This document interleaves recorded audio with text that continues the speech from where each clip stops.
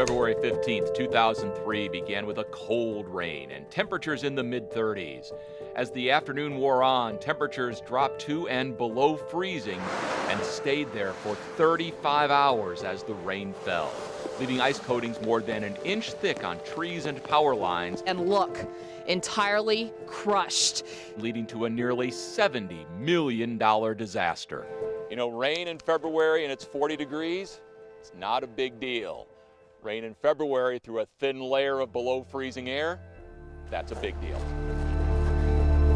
The line between disaster and normal Kentucky weather was sharp, with the Kentucky River acting as an effective southern boundary. The storm was catastrophic in Lexington, Frankfort, Winchester, Paris, while people in Richmond, Danville, or Harrodsburg wondered what all the fuss was about. And we really set the standard. Two people who became familiar faces during the Great Ice Storm were then Lexington Mayor Teresa Isaac and Kentucky Utility spokesman Cliff Feltham.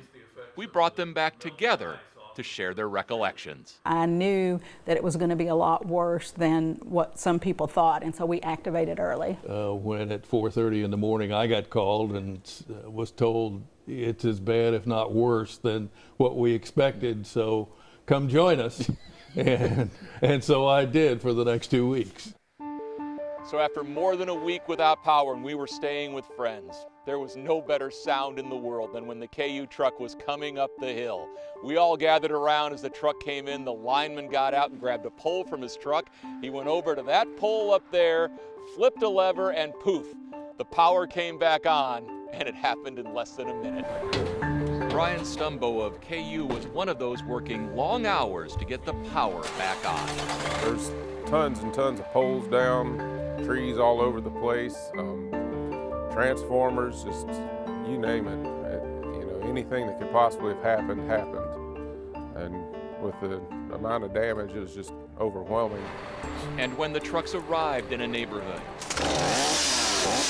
a lot of hugs, a lot of people bringing coffee and sausage biscuits and things like that.